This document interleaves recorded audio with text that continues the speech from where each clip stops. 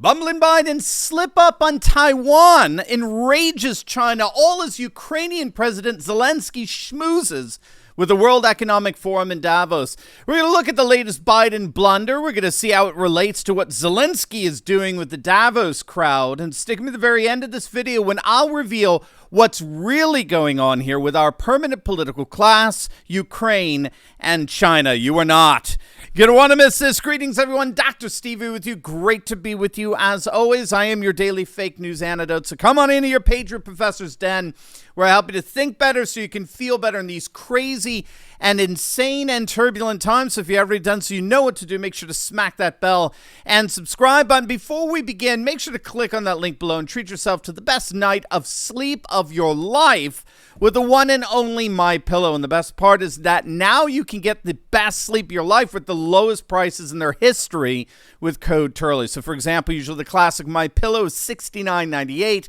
But now if you use my code Turley, you can get your own classic MyPillow for just $19.98. And that applies to over 200 products in their catalog. So don't wait. Click on that link below. Get one for yourself. Get one for the other patriots in your life. Let's support Mike and MyPillow, and let's get the best sleep of our lives. All right, gang, let's dive right in here. So Bumblin Biden once again put his foot into his mouth, his demented mouth, by claiming that the United States would, quote, respond militarily if China invades Taiwan. Speaking from Tokyo, Japan, Biden was asked point blank if the United States would militarily intervene in the event of a Chinese invasion of Taiwan. And here is what he had to say. Very quickly, you didn't want to get involved in the Ukraine conflict militarily for obvious reasons. Are you willing to get involved militarily to defend Taiwan if it comes to that? Yes. You are. That's the commitment we made. That's the commitment we made. We are not, look, here's the situation. We agree with a one China policy. We've signed on to it, and all the attendant agreements made from there. But the idea that it can be taken by force, just taken by force, is just not appropriate. It will dislocate the entire region and be another action similar to what happened in Ukraine. Now you see him looking through his notes there, right? Don't worry, rest assured. The entire world saw him shifting through his notes, but it didn't matter. Biden made it very clear that he has no idea what the United States official position is towards Taiwan. It was rather obvious, and given how long he's been in D.C., 50 plus years, I think it's a clear sign that we're dealing with someone who's, should we just say, is not all there. If you don't know, back in December 16th, 1978, President Jimmy Carter announced that the United States and the People's Republic of China agreed to establish full diplomatic relations, effective January 1st, 1979. Up until that point, the United States refused to recognize the People's Republic of China, and instead their support was behind the nationalist Chinese government on the island of Taiwan, which was formerly known as the Republic of China, the ROC. But as part of this agreement for full diplomatic relations, the U.S. agreed to recognize what's called a one China policy, which recognized the People's Republic of China as, quote, the sole legal government of China. Sole meaning that the People's Republic of China was and is the only China, with no consideration of Taiwan as a separate sovereign entity. And yet, the agreement at the same time refused to recognize China's sovereignty over Taiwan. How's that for ambiguity, right? So there's only one China. Taiwan is part of that one China, but the Chinese government does not have sovereignty over Taiwan. And so Taiwan's international status remains ambiguous to this day. Moreover, this one China agreement caused the U.S. to give up what was called the 1954 Mutual Defense Treaty, which would have obligated the United States to come to the military assistance of Taiwan if China tried to invade. Now, what Carter did angered so many in Congress back then that they passed what's called the Taiwan Relations Act, which in effect gave Taiwan nearly the same status as any other nation recognized by the United States, and commits the United States to give Taiwan military assistance in case they're invaded, but that assistance falls short of the U.S. military itself getting involved. So Biden is clearly confused here, And White House officials had to backtrack big time from what Biden said, simply restating their continued commitment to the TRA, the Taiwan Relations Act, which emphatically does not necessitate the commitment to send U.S. troops, only aid and equipment. In light of that, obviously China was not at all happy with that flub coming from our incompetent and incontinent commander-in-chief. Chinese Foreign Ministry spokesman Wang Wenbin rebuked Biden's threat, saying, quote, "No one should underestimate the firm resolve, staunch will, and strong ability of the Chinese people in defending national sovereignty and territorial integrity." He went on to say, quote, "The Taiwan issue is a purely internal affair for China. On issues touching on China's core interests of sovereignty and territorial integrity, China has no room for compromise or concession." And it's not just China that's unhappy with Biden's blundering, right? Pedro Gonzalez tweeted out, quote, "I hope Americans are ready to give billions more dollars and perhaps their children for democracy in Taiwan while also giving those things for Ukraine. Republicans and Democrats agree. 2 wars with 2 different countries is the price they're willing to let you pay." Congressional candidate Joe Kent tweeted out, "At this point, the only country we're refusing to defend is our own. If Biden were serious about China, we'd decouple our supply lines onshore and kick the CCP out of our markets. Instead, we let them control us economically and saber-rattle wars we cannot afford." Amen and amen to that. It's all part of America Last, which is the default position of our globalist political elite. Meanwhile, Ukrainian President Zelensky was lauded by Klaus Schwab in the World Economic Forum meeting in Davos. He continued his crusade to start World War III by calling on the world's economic elite to hit Russia with even more sanctions and urge all World Economic Forum-related firms to quit doing business entirely with Russia. Apparently, Bruce Willis Zelensky still thinks that the dolts in Davos are still in control of the world. They are emphatically not, for reasons we shall get into in a moment. And as to add insult to injury, Mitch McConnell claimed that the $40 billion, quote, sent over to Ukraine, yeah, right, no money laundering there, but that massive spending bill was a victory over the so-called isolationist wing of the Republican Party. You know, that's you and me. That's the ultra-MAGA wing of the party, which is very quickly beginning to take over the Republican Party, which does remind me, what do you think of this cool shirt here, our brand new Ultra MAGA shirts, where you can get yours by clicking that link below and visiting our super awesome merch store. We've got amazing Patriot gear that you're going to absolutely love, and it's a great way to both support this channel financially as well as spread Patriot hope far and wide. Get one for yourself. Get 2 for the Patriots in your life. Click on that link below. Go to store.turleytalks.com. That is store.turleytalks.com. All right. Now, if you didn't realize it by now, both Taiwan and Ukraine are absolutely interrelated as far as our permanent political class is concerned. Here is Senator Ted Cruz justifying why he voted in favor of sending $40 billion of your money to Ukraine. Nudge, nudge, wink, wink.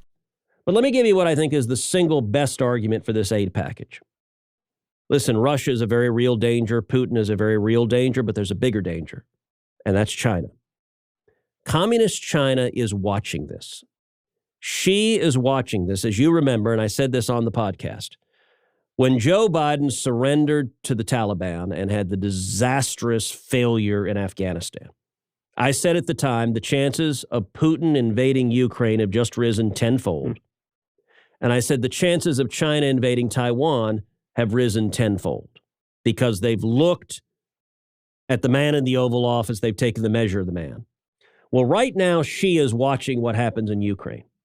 And if Putin wins, and even more importantly, if Putin wins because America lost the stomach for supporting our allies, decided, you know what, even though the Ukrainians are heroically defeating the Russians, even while outmanned, little old grandmothers throwing Molotov cocktails, the Americans were so feckless, we said, sorry, we're cutting off your bullets and missiles. Good luck winning a war, with no bullets. I think the chances of China invading Taiwan skyrocket dramatically. Yeah. Cruz could keep jabbering and jabbering and jabbering. And don't get me wrong, I like Ted Cruz, okay? But he's living in the past along with all the other warmongering neocons. So there you have it. Russia can't win in Ukraine, even though they are, Ted. Sorry, all right? Russia has in many respects already won. But Russia can't win in Ukraine because that will give China the green light to invade Taiwan. And so we have to send $40 billion of your money to the most corrupt nation in Europe so that China will learn they can't invade Taiwan. Now, this is so wrong at so many levels. First and foremost, the world, including China, right, is watching what's happening between Russia and the United States. And gang, what are they seeing? They're seeing record inflation in the United States, all the while the ruble has just hit an all-time high. They're seeing gas prices in the U.S. reach an all-time high, all as Russian oil exports continue to expand and grow. And they're seeing the U.S. face a massive supply chain disruption and food shortage, all as Russia has emerged as an agricultural powerhouse. What's going on there? Well, what we have to understand is that the world in many respects runs on food, fuel, and finance, right? Food, fuel, and finance. And what the dolts in Davos believe, what the United States in writing checks for $40 billion believes, is that if you control finance, you control the world. If you control finance, you control the world. That is emphatically not Russia's position. What's going on is that Russia has been preparing for at least the last 10 years for this decoupling from the globalist financial system. And at the heart of that preparation, Russia has taken the position that he who controls food and fuel is the one who controls the world. You can't eat currency. You can't eat paper money or use digital money to heat your house. He who controls food and fuel controls the world. And what China is seeing and the whole world is seeing is the limitations, the radical limitations inherent in the Davos and DC strategy that if you control finance, you control the world. We have financially hit Russia about as hard as any nation has ever been hit, and they continue to thrive. And they can do that because they are not a cash-based economy like we are. They are a commodity-based economy. And as long as you're a commodity-based economy, there's always someone out there who's willing to buy from you. And that is what we're seeing play out here. And it's all feeding into this notion that America no longer controls the world. What we've got to understand is that for the vast majority of the non-Western world, and that's approaching what, 85% of the globe's population as we speak. But for the vast majority of the non-Western world, the West as a whole, and America in particular, are both in decline. This is something you constantly read in the Chinese media and Chinese academia and government circles, that the United States in particular, but the West as a whole, is a waning force in terms of world influence. We cannot underestimate just how much Biden's disastrous withdrawal from Afghanistan played into that perception. Ted Cruz is right on that. Gang, we can't underestimate how much Biden himself plays into that perception. The collapse of Kabul and the erosion of Biden himself are radically symbolic of an imploding America, at least in terms of the role of defending the so-called globalist world order. And as a result, what has been called America's almost messianic mission in bringing the salvation of democracy and freedom to the world, it's been irreparably compromised. There's no question that such a mission, particularly in the hands of Ronald Reagan, was awesome and essential in destroying the horrors of communism. But having won the Cold War, what both Republicans and Democrats have to begin to come to terms with is that we're entering into a very different world.